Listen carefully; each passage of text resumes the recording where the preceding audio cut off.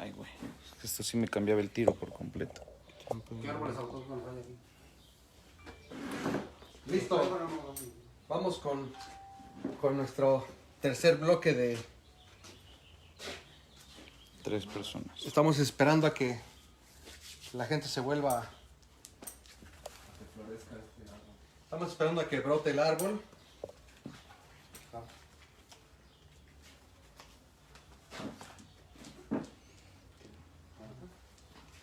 19, 24 personas. Perfecto, muchas gracias por seguir la transmisión. Creo que tenemos un pequeño problema técnico en cuestión en las preguntas.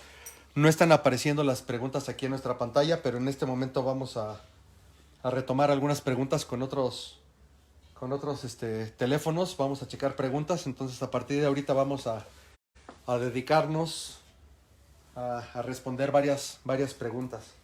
Nos preguntaban acerca del el tipo de suelo que se utiliza en América, si es que hay también disponibilidad de poder tener aquí acadamas o cómo es que se cultiva en México. Ok, un segundo, tenemos 47, vamos a esperar un segunditito más. Yo creo que me preguntó también por cómo fertiliza. Ok, vamos a ver respecto a la fertilización. Aquí.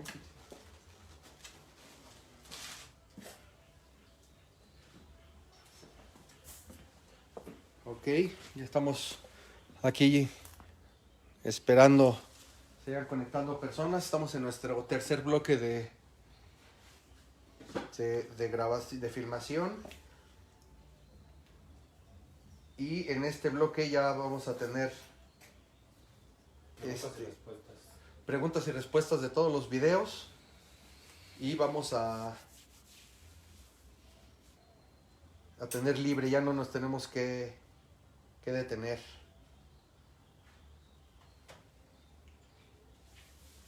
¿Cuántos tenemos ahorita? Ya casi 60 personas. Okay. Bueno, mientras vamos a tomar la cámara y vamos a hacer un acercamiento del trabajo que se está haciendo de alambrado con el árbol. La gente que no conoce esta especie va a poder checar el tipo de follaje que tiene, el tipo de ramificación que hace y el trabajo.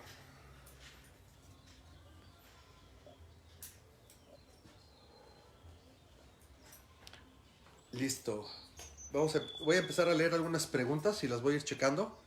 Dice, ¿qué abono que usamos? Bueno, aquí en México cada quien fertiliza como gusta, no es una generalidad. En mi caso, me gusta mucho el fertilizante orgánico. Estas pequeñas croquetas, estos pellets que trabajamos. Tenemos 3 o 4 diferentes fertilizantes orgánicos que algunos se venden comercialmente, algunos son fabricados especialmente para mí. Yo ya estoy con pláticas con algunas fábricas con las que me están fabricando este fertilizante orgánico y me están haciendo las dosis y la formulación que yo necesito.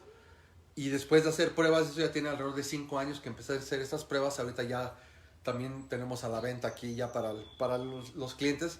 De hecho, yo inicié el negocio de bonsái porque yo quería que la gente no sufriera lo que me tocó sufrir a mí hace 22 años, donde no había herramientas, no había macetas, no había árboles, no había información, no había nada, no había internet. Entonces, de hecho, inició el negocio, inició Kodama Bonsai Studio. Inició tratando de acercar todos estos insumos, clases, asesorías a la gente que estaba iniciando en el bonsái. Entonces, por eso es que estoy tratando de sacar este tipo de productos que no hay aquí en México. No, tampoco me quiero sentir que soy el gran pionero, porque hay personas que tienen mucho más tiempo que yo haciendo bonsái aquí en México. Personas que tienen más tiempo haciendo bonsái de lo que yo tengo, mis años, ¿no? Mi edad. Pero bueno, es fertilizante orgánico. También tengo algunos orgánicos líquidos.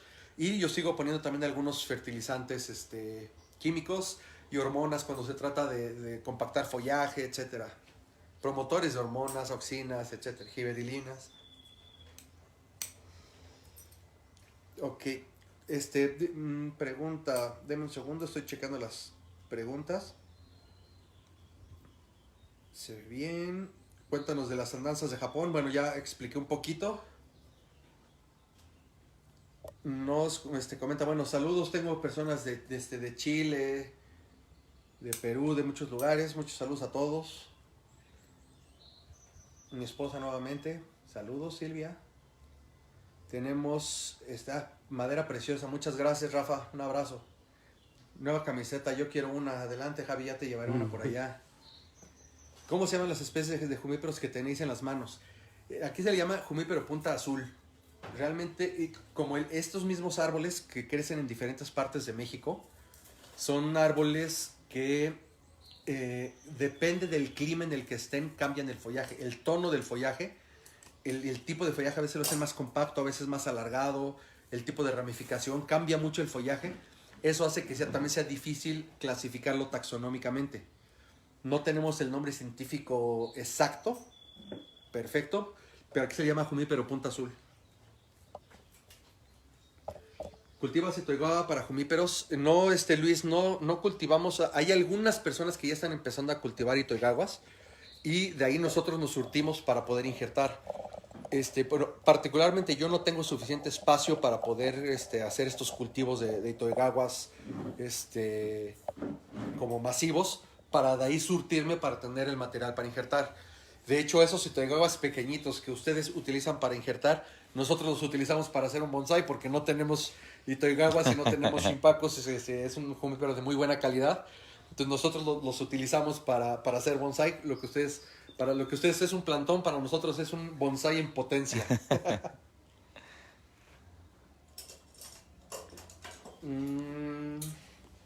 Edgar Suárez, como alumno en el bonsai, ¿qué diferencias ves entre la formación europea conservadora y la japonesa? Bueno, es muy diferente la educación. La educación, para empezar, la educación en Occidente en general, estamos nosotros acostumbrados a cómo nos enseñan en la escuela. Cómo nos enseñan en la escuela es tema 1, tema 2, tema 3, este es el temario que vamos a ver, esta es la clase, esta es la tarea, te explico, te hago un esquema en el pizarrón. Y en Japón es solo un poquito diferente, que es, abre los ojos, cierra la boca. Tienes que estar muy perceptivo a lo que están haciendo ellos, porque con una educación tradicional japonesa, no van a estar ellos poco a poquito explicándote, no, mira, así no se hace. O sea, es mucho más empírico acorde a lo que tú estás viendo. Así es como se suele estudiar allá en Japón. Te hablan más de percibe lo que estás haciendo y lo que están haciendo a tu alrededor, y no tanto de explicártelo y dártelo ya digerido. Una razón es porque de esta forma es mucho más fácil, es más fácil que se te quede el conocimiento cuando tú lo estás viviendo a cuando solamente te lo están diciendo. ¿Cuántos de ustedes ya se les ha olvidado algo que vieron en la escuela? Porque a lo mejor no lo están utilizando constantemente. En cambio, si están haciéndolo constantemente, lo estás viendo, te estás equivocando. Por ejemplo, si a alguien se le ha roto una rama de un árbol en una especie en particular, les apuesto que es muy difícil que se les vuelva a romper, al menos de la misma manera, de la misma especie.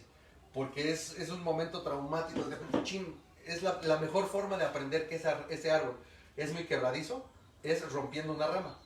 Entonces es una experiencia, por llamarlo de alguna manera, traumática, que no se me vuelve a olvidar.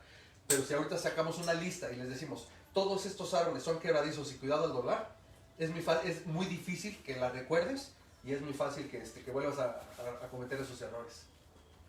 Ok. Preguntan acerca del suelo en el que cultivas. Cultivamos mayormente en una roca volcánica que es con sus diferencias, es parecido a la Kadama. Esta es mucho más dura y retiene mucha más humedad. Y de hecho aquí abajo vamos a bajar la cámara. Aquí en esta charola tenemos con diferentes granos, diferentes tamaños. Este es el sustrato que nosotros utilizamos en su mayoría. De hecho, algunos árboles se pueden sembrar 100% en este sustrato y sin ningún problema los árboles viven bien.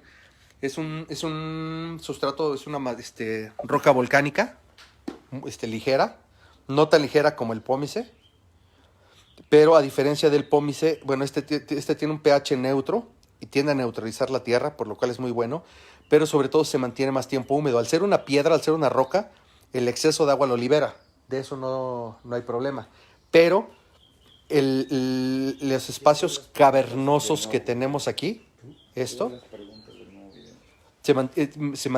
da muchos espacios de aire, de oxígeno, y al mismo tiempo nos da se mantiene húmedo más tiempo. Si agarramos una roca grande de este tipo de sustrato volcánico, que le llamamos tepojal amarillo, agarramos pómice, agarramos lo que aquí se le llama como tezontle rojo, esa grava roja clásica de volcán, la sumergimos en el agua y las ponemos al sol, la que más tiempo tarda en secarse es esta, por esos espacios cavernosos y esa capacidad de absorción de humedad que tiene.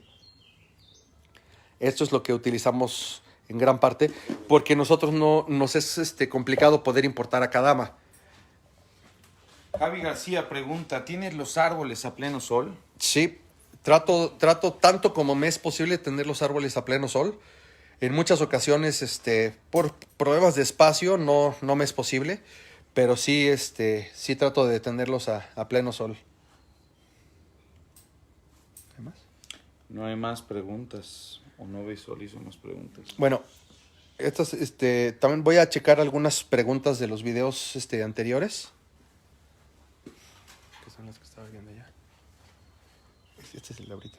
Este es el de ahora y en el de Sí, anterior sí, ya tienen- respondiste todas. Si tienen más preguntas, con todo gusto, en lo que se sigue alambrando el árbol. O todo está quedándome claro. A lo mejor todo está muy claro y por eso no hay preguntas. ¿Qué es esto que está en la mesa, Hugo? De hecho, justamente iba para allá. No sé quién lo ve. Vaya lo que está liando el cámara. Te voy a pegar en la cabeza. Listo, bueno. No lo dije, lo dijo un televidente. Bueno, quiero mostrar estos arbolitos que muy acorde a la transmisión del día de hoy, que seguramente íbamos a llegar a más amigos de España de lo normal. Tengo aquí unos cuantos árboles que he podido traer de allá de España las veces que he ido. Tengo esta sabina. Me encantan a mí las sabinas. Este árbol tiene más o menos un año que lo traje. Ahorita no lo he trabajado gran cosa, estoy tratando más bien de dejarlo crecer. Tengo esta otra. Sí.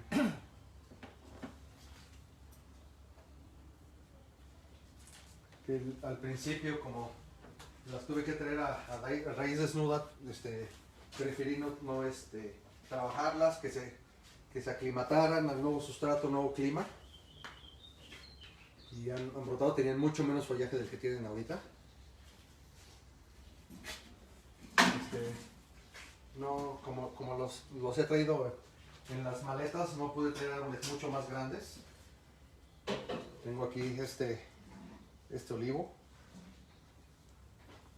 Aquí en México tenemos olivos, pero no son tan viejos, suelen ser árboles muy rectos, también pueden ser muy gruesos, sobre 10, 15, hasta 40 centímetros de grosor, pero la corteza es muy lisa, muy craquelada, son muy rectos, no tienen mucha personalidad. Esta variedad me gusta, que es de hoja un poquito más pequeña, entonces por eso decidí traerme estos olivos que tienen mucho más personalidad que de lo que se puede conseguir aquí. Y bueno, ir a España y no traerse olivos y sabinas, creo que hubiera sido un error. Tal vez me faltó, ahí me hubiera encantado traerme algún pino silvestre o algo así. Entonces son algunos de los consentidos. Estos árboles, por supuesto, no están a la venta. Preguntan cómo ha sido el avance con especies autóctonas para crecer como bonsái en México. Tenemos varias especies que se pueden trabajar bien. Bueno, para empezar, el árbol que está en el toconoma es una especie autóctona, aquí se le llama tepozán, el nombre científico es una butleya. Es un árbol que hace una hoja bastante peculiar. Bueno, el tamaño de la hoja es de alrededor, normal, es de alrededor de unos 12 centímetros, pero la puede reducir bastante bien. Aquí se ve cómo ya está reduciendo la hoja el árbol. Es una hoja que se parece como terciopelo por arriba y por abajo, y en el anverso de la hoja es como color plateada. Aquí se ve el color, el cambio de color de la hoja. Son maderas duras que se puede trabajar muy bien los sharis. Toda la madera muerta se puede trabajar bastante bien. Suelen ser también muy rectos, pero también se pueden conseguir árboles con movimiento y hacen maderas muertas bastante agradables. Tenemos árboles como tenemos por ejemplo el famoso Taxodium, que aquí le llamamos ahuehuete. Voy a mostrarlo por allá. El sabino. Tenemos aquí un Taxodium.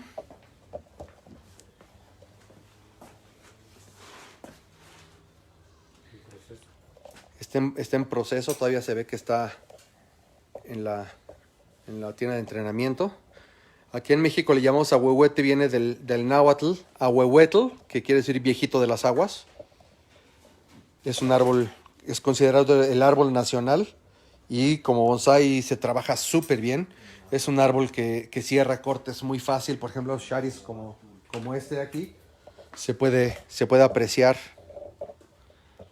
cómo cicatriza bastante bien. Se pueden hacer sustituciones de ápice también muy bien. Se pueden hacer cortes drásticos y los árboles engrosan las ramas muy rápido. El follaje también suele ser mucho más grande. O sea, este es una hoja compuesta. Este es el follaje, es una hoja compuesta que suele ser más o menos 3 veces más grande que esta y se puede conseguir más o menos de este tamaño. O sea, todavía esta ya es una tercera parte de la hoja el tamaño normal y se pueden conseguir con hojas todavía como una cuarta parte de esto. O sea, se puede reducir 8 o 10 veces el tamaño normal de la hoja. Es una especie autóctona con la que se puede trabajar bastante bien. Pregunta Luis Vila, hay gente que cree que en Japón los árboles no enferman. Cuéntanos tu experiencia al respecto. No, bueno, primero, no es que no enfermen. Lo que pasa es que tienen un programa, o la mayoría tienen unos programas de fumigación, pero súper buenos, muy estrictos. Ellos están fumigando constantemente. En años anteriores ha habido ya casos de viveros que por culpa de plagas se ha muerto prácticamente todo el vivero. Han perdido casi viveros completos por culpa de las plagas. Entonces lo que hacen ellos es que tienen un control de las plagas súper metódico, ¿no? Ellos, por ejemplo, si toca poner el producto para fumigar el día de hoy, no es como, híjole, ya no me dio tiempo, lo hago mañana. O sea, no importa si está lloviendo, llueve, truene o relampaguee, como se dice en México. No importa si estoy muy cansado, si estoy enfermo, si me fui de vacaciones. O sea, el día que se tiene que poner el producto, se debe de poner el producto. Llevan bitácoras muy especiales para poder llevar un control de las plagas muy exhaustivo, y aún así sí llega a haber enfermedades. Lo que es que normalmente lo que se publica son las cosas buenas, no las cosas malas. Entonces, por eso es que a lo mejor no lo han visto, pero definitivamente se enferman los árboles como en cualquier país. Hay una diferencia, hay personas que solamente fumigan cuando los árboles están enfermos y solamente fumigan el árbol enfermo. He visto otra tendencia en que hay personas que fumigan completos los viveros. Bueno, ¿Cómo se hace en México? Para empezar, se tiene que fumigar completo, no el árbol. Bueno, primero, no se debe de fumigar cuando el árbol está enfermo. Se tiene que fumigar de prevención antes de que se enferme para evitar que lleguen las plagas. Ya se debe de poner el producto. Si por algo se enferma, pues con mayor razón hay que poner el producto específico para la plaga específica. Y no nada más el que está enfermo, se fumiga todo el vivero parejo. ¿Crees que hay alguna diferencia entre la nutrición hacia los árboles para que se enfermen o no? Digo, un poco como en los humanos, sí, que quien come sano, come bien, es menos propenso a que se enferme. Definitivamente un árbol que está cultivado en buenas condiciones, buen sustrato, buen riego, buena fertilización, es un árbol mucho más fuerte y será mucho más resistente a plagas. Tal vez no para que no se enferme, porque eso no depende de la salud del árbol, de que llegue algún insecto, algún animal, algún bicho, como decimos por acá. Pero si llega esa plaga, llega a un árbol sano, no lo va a deteriorar tan rápido ni tan fácil, va a ser mucho más fácil curar. Okay. ¿Ves mucha diferencia entre el diseño europeo y el japonés? Algunas cosas sí, pero no en todo. Si yo veo el diseño europeo, lo veo, y el japonés los veo con muchas similitudes. Si hay gente que está trabajando un poquito diferente, o más que una persona, es la misma persona que puede hacer 10 árboles, a lo mejor la mitad se ven mucho más japoneses y la otra mitad se ven mucho más europeos. Ok. Pregunta Mike Luna de México. ¿Da algún tipo de clase? ¿Cuándo? Igual está mal preguntarlo, pero si pueden hablar de precios o algo así, o mandan información. Si quieren mandarnos información, ya se puede hacer a la página del estudio, que es Kodama Bonsai Studio México, o directamente a mí, a mi Facebook, Hugo Zamora Luna. Puedes ir recibir información. Sí damos clases, cursos, asesorías, talleres, clases particulares, todo eso. Y la información te la puedo dar ahí por inbox. Pregunta Freddy Brujo, ¿cómo se reduce la hoja del ahuehuete? Bueno, la mayoría de los árboles, el hecho de cuando ya el árbol ya no está en formación, cuando el árbol ya está hecho, cuando el árbol ya está maduro y ya lo ponemos en macetas reducidas, que puede ser ya la maceta final, cuando eso sucede, ya el árbol empieza a reducir el tamaño de la hoja. Y eso es prácticamente de todos los árboles. Pero también tiene que ver con las técnicas de poda.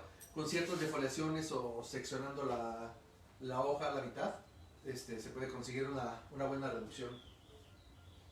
Okay. Vuelven a preguntar qué tipo de abono usan en Kodama, si es que se vende aquí, si hay para consumo al público. Sí, no, también tenemos aquí, y es abono orgánico. Tenemos diferentes abonos orgánicos. De hecho, ya está por salir la línea, ya la marca bien de Kodama de fertilizantes. De todos modos, ya los tenemos a la venta, pero ya pronto será el lanzamiento de la marca. Igual, ¿qué tipos de abonos usáis? ¿Solamente son abonos de pellets? ¿Tienes abonos líquidos? No, también ¿Qué opinas acerca de los abonos líquidos? Los abonos líquidos también son de muy rápida absorción. También los utilizamos. Y los pellets son para tener la lenta liberación y tener una fertilización constante sin necesidad de cargar de fertilizante un solo día. Pero utilizamos orgánicos, líquidos y sólidos, y utilizamos también algunos químicos, mucho menos, pero utilizamos químicos también líquidos y sólidos. ¿Has expuesto en algún otro país? No, a lo mejor directamente yo y con mi nombre no podemos nosotros. En Latinoamérica no es como en la comunidad europea, que pueden mover árboles de un lado a otro. Aquí en Latinoamérica no es posible introducir plantas ni sacar ni introducir plantas de un país a otro. Lo más cercano es, en Japón varios de los árboles que yo he trabajado han entrado a exposiciones, pero por ejemplo en la Kokufutin, que son con árboles con nombres de clientes. Ok. Bueno, tal vez a lo que se refiere la pregunta es si has tú participado en exposiciones, sí, o yendo a trabajar en eso congresos. Sí, exponiendo árboles. ¿En qué países, por Así ejemplo? Exponiendo árboles no, pero sí de viajar a otros países para dar talleres, demostraciones, conferencias, todo esto. Sí, ya, aquí en Latinoamérica, en varios países, en Guatemala, Colombia, Venezuela, Ecuador, Brasil, en Estados Unidos, en Europa he estado en República Checa, en España, en Polonia, en Francia y en Japón, China. Dicen que ese muchacho de la gorra está muy guapote. Qué buen derrier tiene. Lorax Hersen.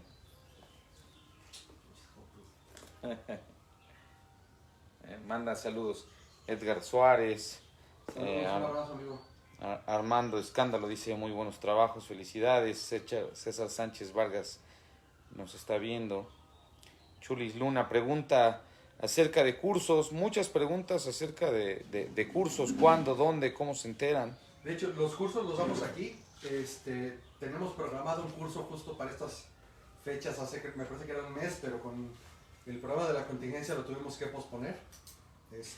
Eventualmente estoy dando, por ejemplo, un seminario de diseño en línea, que también, bueno, afortunadamente lo llenamos, cupo lleno, ya comenzó la semana pasada. Y voy a seguir haciendo algunos cursos en línea y los cursos presenciales, como les digo, que es lo ideal. Ahora que terminando la contingencia y que ya podamos salir todos de casa, seguramente los verán anunciados. ¿Crees que hay alguna diferencia entre la educación en línea y la educación presencial? Totalmente, como les comentaba, como la educación en línea es mucha información muy buena, pero es como aprender a nadar leyendo nada más en línea. Sí, hay que meterse a intentarlo, es la única forma de conseguir realmente aprender. ¿Cómo ves el nivel de afición en México y el resto de Latinoamérica?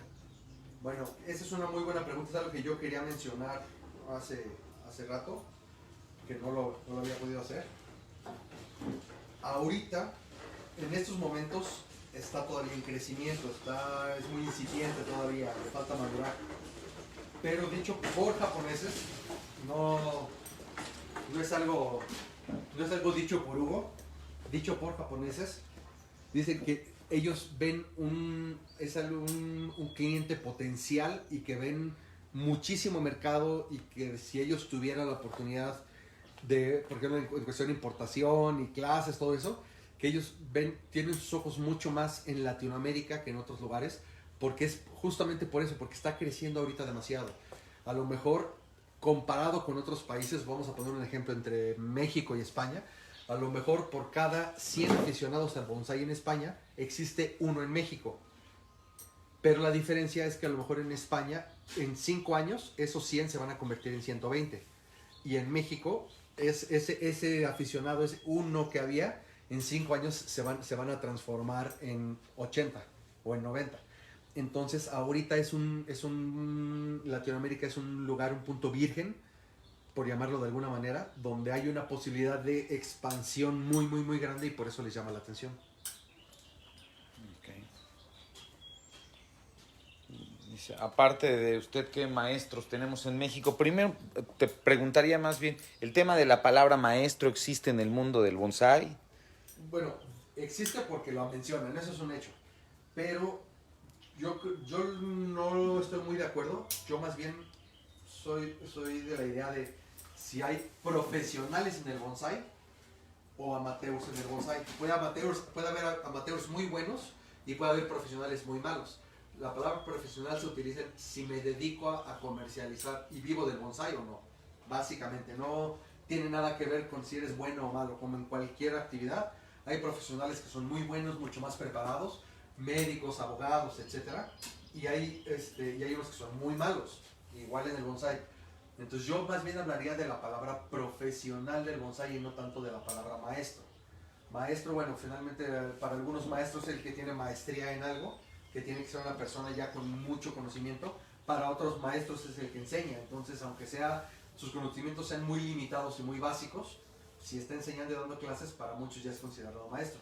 Yo nunca he pedido que me digan maestro, de hecho a veces a lo mejor no es que me incomode, pero sí me causa cierta extrañeza cuando me dicen maestro, ¿no? Yo siento que todavía tengo mucho que aprender, como muchas personas, incluso profesionales muy buenos en otras partes del mundo, pero yo creo que siempre hay algo que aprender. Bambi Bernal, Hugo, saludos desde Panamá. Saludos. Marcos Martínez pregunta, muy buenas tardes a todo el equipo de Kodama. Me gustaría saber cuál es su método de desarrollo de ramas del ahuehuete, tomando en cuenta que es una especie elongativa.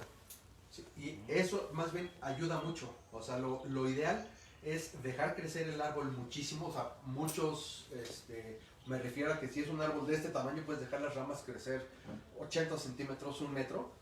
Y cuando tiene el grosor adecuado, entonces haces una poda trasera, dejar tal vez 3, 4, 5 centímetros de la rama y con la siguiente brotación conseguir cerrar esos cortes, igual dejar crecer largo y volver a cortar atrás para ir consiguiendo la conicidad en las ramas, no nada más en el tronco, porque es muy común ver ya el tronco formado, pero con las ramas del mismo grosor, sin conicidad, sin movimiento, sin ramificación, desde el inicio hasta la punta.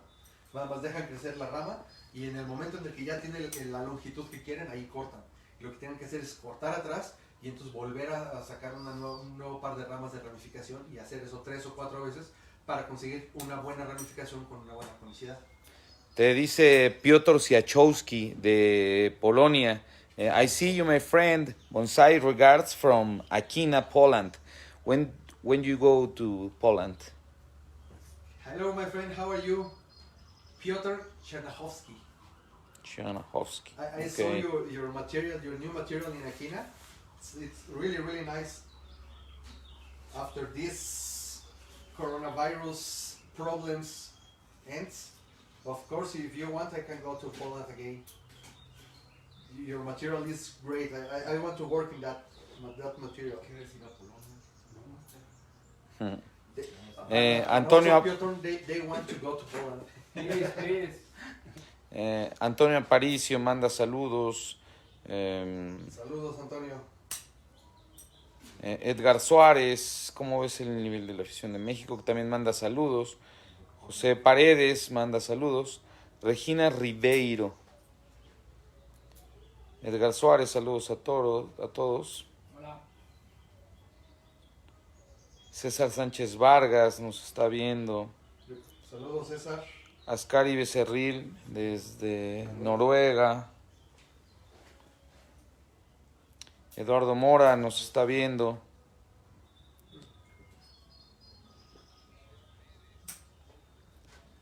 Aquí en este punto estamos también ya eliminando muchas ramas que en un inicio se dejaron para poder hacer las copas de follaje, para empezar a estructurar el árbol. Y ahorita ya es punto de empezar a eliminar ese exceso de ramas para dejar solamente una rama. Los famosos espaguetis o esos dobleces extremos que se hacen en algunas ramas, también los empezamos a eliminar y los sustituimos con ramas que están ya en mejor posición, que están más ramificadas y más compactas en el árbol. Julio César Zavala, Chulitz Luna, José Lira Escobedo, Mike Luna, José Lira Escobedo, Saludos, Chayo. Raúl Temot Roditipoctl está viéndonos. Alfiero Suardi.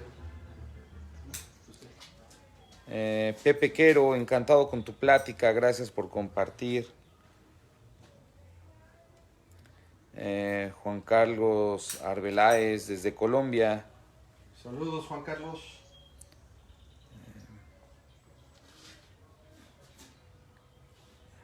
Saludos de Portugal de parte de Daniel de Jesús Golcaves. González, ¿no será? González puede ser. Saludos hasta Portugal. Mike Luna pregunta si no quieres tener un aprendiz.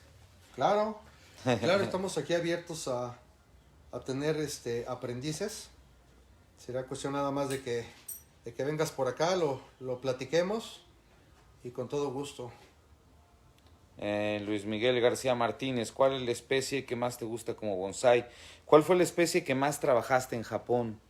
En Japón trabajé mucho pino negro, pino blanco y shimpaku. Creo que fueron lo que más trabajé y varias azaleas. Y son de los que más me gustan, los pinos, los jumíperos, los arces, los olmos, me gustan mucho. ¿Los pinos blancos se pueden traer hacia América? No, ¿O a México específicamente? Específicamente a México es bastante complicado. No hay muchos, por las condiciones de clima,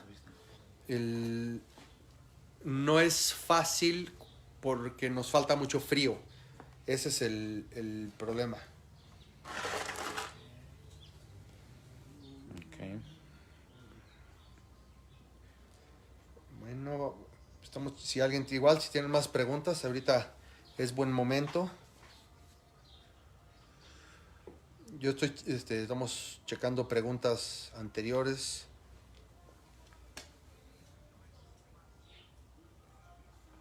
Sí, una pregunta. ¿Qué días tienes abierto el estudio?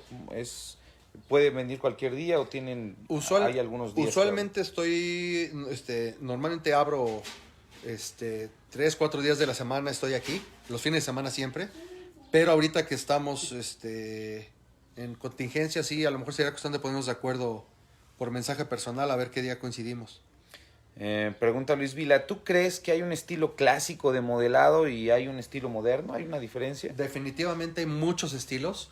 Yo no los separaría solamente en estilo clásico y estilo Moderno. y en estilo moderno. Dentro de los estilos clásicos, ustedes pueden ver árboles hechos hace muchos años, estoy hablando a lo mejor 80, 100 años, y fotografías antiguas, y ahí veías varios estilos, varias formas, y actualmente lo sigues viendo. Hay personas que están trabajando el follaje de diferente forma, por ejemplo, así como existen las macetas tipo Namban, bueno, también se denomina así al follaje tipo Namban a ciertos árboles, donde el follaje es un poquito no tan rígido, tan estructurado el palco de verde, sino un poquito más libre, más desordenado. Eso estoy hablando solamente del follaje, no de todo el árbol en general. Y hay otros que lo están trabajando con un follaje mucho más rígido, mucho más podado, mucho más definido. Entonces sí, hay muchas formas del trabajo, y conforme va pasando el tiempo, bueno, se va modificando todo este tipo de trabajo, recordando que el arte, para poder entender también el arte, bueno, hay que estudiar de todo.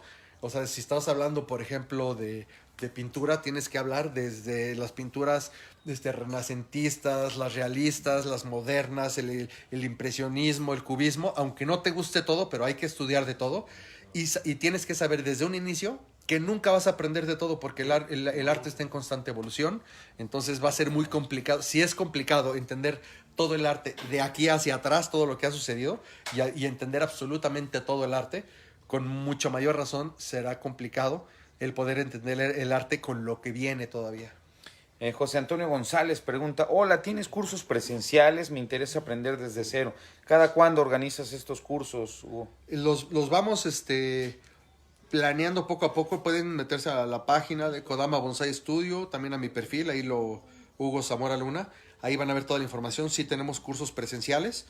Ahorita por la contingencia no los estamos haciendo, pero seguro los van a ver. Más o menos, ¿cada cuándo armas estos cursos presenciales? Porque sé que tienes cursos como en grupo, que es la iniciación, Así y después es. ya hay cursos específicos, monográficos, para árboles especiales, Así es. asistencias de diseño. ¿Cómo tienes organizado eso? Bueno, esto normalmente es como un curso básico, y ya después pueden venir a clases individuales.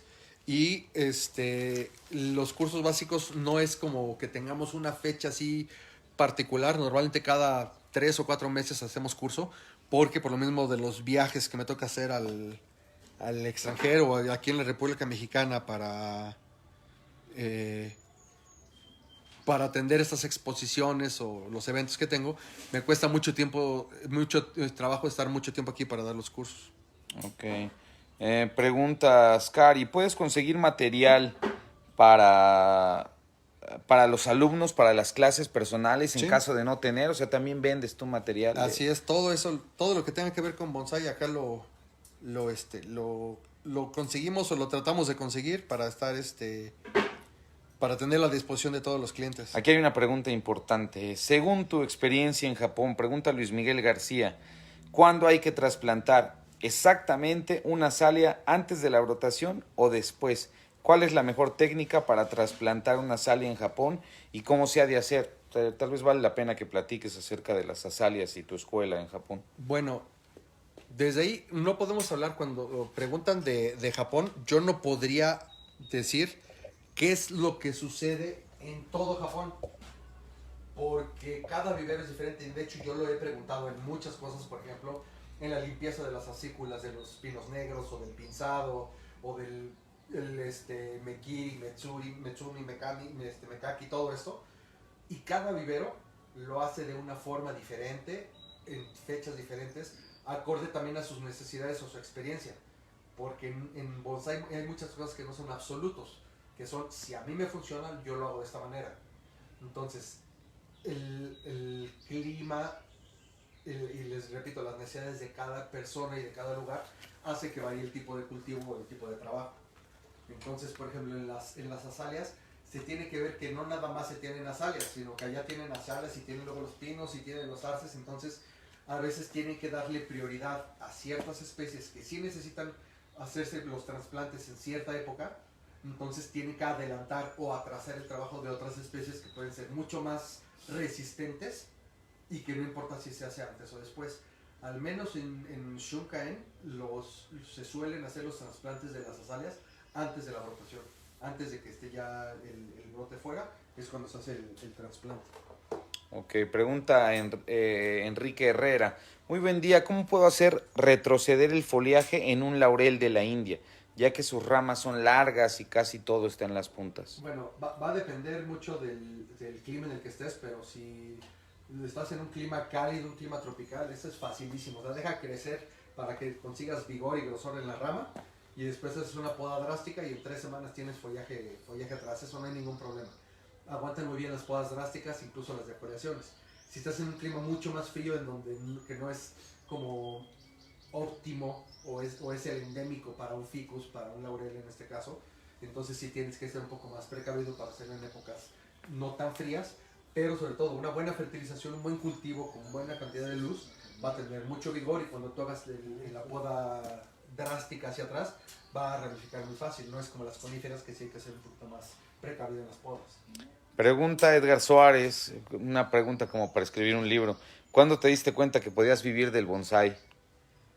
Híjole, yo creo que fue como poco a poco, no fue de un momento, o sea, no fue como, bueno, hoy soy bonsaiista, ya doy un paso y ya tengo mi negocio, fue poco a poco. De hecho, empecé yo a vender algunas cosas de bonsái, algunos arbolitos, más que como negocio para vivir del bonsái, fue más bien para poder reinvertir en bonsái, porque cuando yo inicié, yo no nací, como dicen aquí, en cuna de plata, donde yo era de familia millonaria y que me dijeran, sí, ten mucho dinero para que compres tus herramientas y tus árboles y tus macetas. Más bien fue con el dinero que yo tenía, iba comprando un árbol, lo vendía y con ese dinero me alcanzaba para comprar otro, ni siquiera con una ganancia importante, sino más bien para comprar otro árbol y para poder seguir practicando, porque si no ya no tenía nada que alambrar. Y así cada vez los árboles los pude ir vendiendo un poco más caros y entonces pude haciéndome de más árboles y de más material y llegó un punto en el que me di cuenta que pudiera yo vivir del bonsái, pero no fue fácil al principio, fue como una decisión dura el decir, bueno, ya tomo la decisión y lo peor que puede pasar es que fracase, pero no podía quedarme con esa idea en la cabeza y con el qué hubiera pasado si sí lo hubiera intentado. Entonces, esto es mi pasión y si tuviera mucho dinero lo haría de gratis. Entonces, decidí hacerlo y afortunadamente hasta ahora salió bien. Pregunta Mabel Pérez de Galicia. Hola Hugo, ¿qué diseños te atraen más? ¿Estos árboles rígidos casi artificiales o más bien que se perciban más naturales? Bueno, un abrazo. Creo que no es por ser políticamente correcto en la respuesta, pero me gusta tanto el bonsái que me gusta realmente de todo. O sea, también me preguntan mucho qué especies, qué tamaños, y a mí me gusta de todo. O sea, me gustan árboles pequeñititos y me gustan los árboles gigantes y me gustan coníferas y caducifolios. Y de la misma forma, como hace rato les decía, desde los árboles en estilo Namban, con el follaje un poquito más desordenado, los árboles que a lo mejor teniendo el follaje mucho más ordenado, pero un poco más naturales, los árboles no tan estilizados, y los árboles también súper estilizados, con las copas súper rígidas y formales, todos esos, cada uno tiene algo que aportar, y más bien cuando yo estoy haciendo un árbol, trato de ver cuál es la mejor opción para el árbol en cuestión, lo que estoy trabajando yo, si le va a un estilo mucho más rústico o le va a un estilo mucho más formal y rígido. Trato de no casarme con el mismo estilo, trato de variar porque también eso es mucho más entretenido para mí. Okay. Yoshiroshima de las Islas dice, acabas de ganar muchísimo con una sola frase. Ojalá le empleen bien y sea bien atendida en general. Yoshi, pues si puedes decirnos cuál es la frase, sí, valdría la pena, ¿no? Nos estás dando el secreto para ser millonarios. José Antonio González, ¿en México es posible conseguir un Tiger Bark para hacer un bonsái? Vivo en Xochimilco, ¿el clima es adecuado para el árbol? Sí, el Tiger Bark es una variedad de ficus que justamente por esa característica que tiene la corteza de unas pequeñas líneas blancas que tiene en el tronco, parece como si fueran unas manchas de tigre y por eso le llaman el Ficus tiger bark. Es una especie muy buena por el tipo de follaje que hace, es muy vigoroso, cierra mucho más rápido los cortes, es una variedad que se adapta mucho más a un clima no tropical, porque obviamente en clima tropical es una bestialidad la manera en la que crecen, es una maravilla, pero en clima no tropical puede crecer también muy bien. No es fácil conseguirlo, sí se puede conseguir, de momento es un poquito costoso, pero sí se puede conseguir y hay personas que lo están empezando a cultivar para reproducir. Y para Xochimilco sería ideal. Miguel Méndez García hace una pregunta que yo creo que es muy importante, muy interesante, porque dice, ¿existe alguna especie que se pueda cultivar en la sombra? El manejo de las expectativas, y aquí el complemento, el manejo de las expectativas es lo que hace que los clientes sean felices o no. He visto muchas personas que tratan de llevarse bonsáis para tener adentro de departamentos, sin aire, sin sol. Un poco, ¿nos puedes platicar de eso? Bueno, sí hay algunas especies que le llaman bonsai de interior, justamente de lo que hablábamos ahorita de algunos ficus, por ejemplo, pero aún así no van a terminar de crecer bien, no vamos a poder llevar el bonsai, todo el potencial que tiene. Entonces, yo la verdad es que lejos de preocuparme o de desgastarme buscando especies de interior y tratar de adaptarlas a interior, yo soy más de la idea de buscar la forma de tenerlos en exterior. Sí las hay, pero aún así hay unas que más bien sobreviven en interior, pero no se pueden cultivar con todo ese potencial. Ahorita ya hay varias opciones, están personas ya con estas lámparas con espectros de luz ultravioleta y parecidas a las del sol para cultivar en interior, cosas así, que yo sé que yo no lo he probado, yo sé que hay personas que ya lo están probando y que se supone que dan buenos resultados, pero no podría asegurarlo yo. Luis Miguel García Martínez dice, en el trasplante de una salia, ¿cómo se hace? ¿Es cierto que en Japón se recortan las raíces y no se desenredan con el palillo? Depende del árbol. En un inicio, y yo creo que no estás en Japón, entonces es probable que tu azalia no sea una azalia que tenga 80 años cultivada como bonsai ya con muy buenos, con un sistema radicular perfecto. Entonces, si no estás en esas condiciones, sí en un inicio tienes que tratar de desenrodarlas lo más posible, ir podando las raíces gruesas que no te van a servir. En Japón, cuando el árbol ya es un bonsai muy añejo, que ya tiene mucha madurez, entonces sí no necesitan estar picando con el palillo para deshacer todo el pan de raíces. Solamente las raíces nuevas, las de la orilla, se quitan, se quedan con el pan de raíces y se vuelve a sembrar el árbol. Como tip que yo te podría decir en cuanto a tu azalia, es recuerda que las raíces que están, suponiendo que este es tu árbol, este es el nevari, las raíces que están exactamente en medio, en la parte de abajo, son las que están de alguna manera, si se pudiera hablar de una conexión, están ligadas directamente con el ápice del árbol. Y recuerda que las azaleas son una de las pocas especies que hay que no tienen dominancia apical. Esto es, todos los árboles van a tener mucho más vigor. Si puede ver aquí, por ejemplo, con este ahuehuete que estábamos mostrando hace rato, vean cómo está el follaje aquí en la punta. Siempre está en dirección del sol, siempre va a estar buscando la luz, entonces va a ser la parte más vigorosa de los árboles, es el ápice. Bueno, en las azaleas, como no tienen dominancia apical, la parte vigorosa no está aquí. Entonces, de hecho, yo diría más bien que es una de las partes más débiles de la azalea, el ápice. Entonces, si tú tienes una azalea y picas demasiado esas raíces de abajo, que se suelen hacer, por ejemplo, en una arce para hacer esos nevaris importantes, si tú picas demasiado las raíces de la base, lo que va a suceder es que vas a debilitar el ápice. A veces puedes llegar a matar el ápice y volver a hacer un ápice de esos, una sustitución de ápice que engorde lo suficiente, te va a causar muchos problemas. Entonces, más aguas, ten cuidado con esas raíces del centro. Ok. Igual, Daniel de Jesús Goncalves, ¿cuál es el momento ideal para podar las azaleas? Gracias. Depende mucho del clima. De hecho, usualmente yo digo que casi todos los árboles se pueden cultivar de manera muy parecida. Y me refiero en cuanto a podas, alambrados, trasplantes. O sea, el proceso, el ciclo general anual de trabajo de casi cualquier árbol es muy parecido. Pero si hay dos árboles que tienen un ciclo diferente, un trabajo anual diferente son las azales y los pinos. Entonces sí hay que tener cuidado, pero eso depende mucho del clima. Depende de qué tan marcadas tengas las estaciones. Aquí en México se trabajan totalmente diferente de lo que se trabaja en Japón. Juan Liñares dice, saludos Hugo desde Galicia. Aquí en España tenemos varios tipos de clima y por ello en cada zona se dan mejor unas especies que otras. Supongo que ahí en México también, ¿no? Hay diferencias entre los climas. Sí, definitivamente aquí en México tenemos una variación de climas importante. Tenemos en la zona norte en general, si pudiéramos dividir México en general, en la zona norte tenemos desierto, son zonas muy áridas con mucho calor. En la parte central tenemos más montañas y en la parte del sureste de México es la zona tropical donde hay selva, donde hay junglas importantes, entonces los climas son muy diferentes. Por ejemplo, muy al norte, sí en algunas épocas del año es común con temperaturas bajo cero y con nieve. Aquí en el centro de la ciudad es muy complicado y en el sureste pues mucho menos, allá es zona tropical. Juan Carlos Borbón pregunta, ¿cuál es la técnica que tú usas para engordar un bonsái? Depende del árbol. De hecho, yo soy mucho de la idea de no pensar en un árbol a 30 años si el resultado no lo justifica. Si yo tuviera terrenos grandes, como los tiene por ejemplo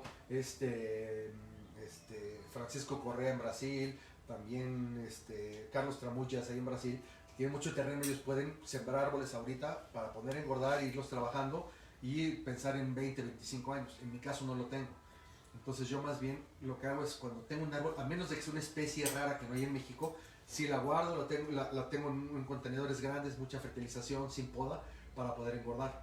Pero si son árboles que ya tienen más o menos buen grosor, yo más bien trato de pensar en trabajar el árbol ya con el grosor que tiene y no pensar en el grosor de ese árbol en 20 años, porque no tengo espacio para tener tantos árboles. Ok. Vamos a cumplir ya una hora de transmisión de este tercer bloque. Este es el tercer bloque, este es el tercero. No sé si creas conveniente continuar o mejor lo dejamos por si te vuelven a invitar los de AVE. Si me vuelven a invitar, con todo gusto podemos hacer otra transmisión. Bueno, nada más quiero, si puedes, un segundito para atrás.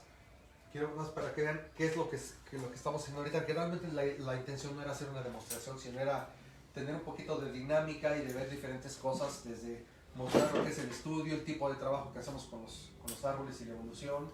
Ahorita ver un poco de movimiento con los árboles, mostrar las macetas, el toconoma, un poquito de Charlie, preguntas y respuestas. Esa era la intención de esta plática, de esta transmisión.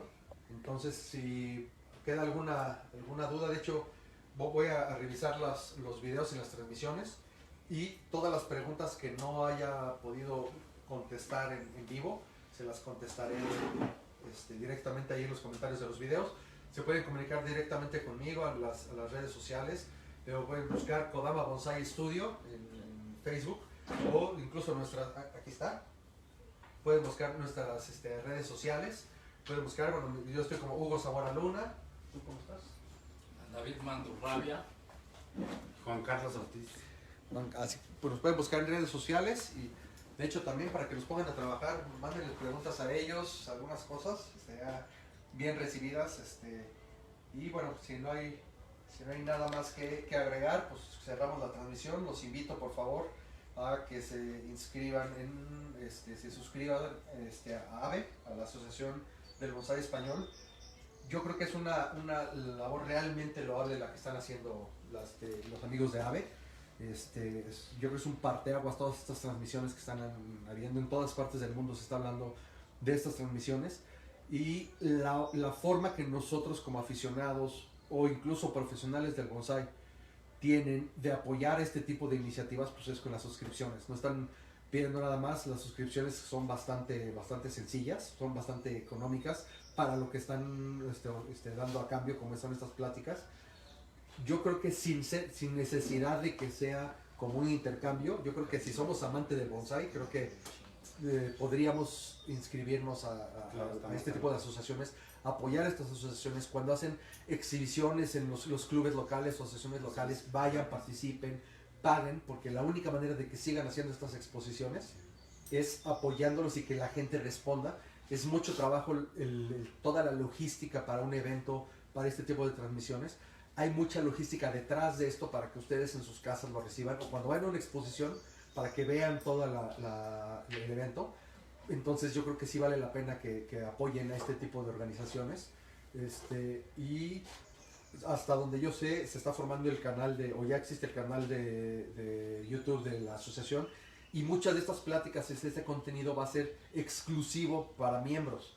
Más aparte todos los descuentos que están ofreciendo, las revistas digitales que están ofreciendo, la verdad es que el costo es bastante aceptable, es muy adecuado lo que están ofreciendo para lo que cuesta. Entonces yo los invitaría a que se inscriban, no importa de qué país, de qué parte del mundo estén, que se suscriban y que de esta manera también apoyen a las asociaciones para que sigan haciendo este tipo de trabajos. Por mi parte sería todo, nuevamente agradeciendo a la AVE por esta invitación. Espero que hayan estado contentos y si quedó algo en el tintero o se necesita alguna otra transmisión, con todo gusto, cuando nos podemos poner de acuerdo y lo hacemos. Pues muchas gracias a todos por la transmisión y seguimos en contacto, cualquier cosa. Así que sí. Un beso Bye. para que vean cómo... Saludos. Gracias. Bye.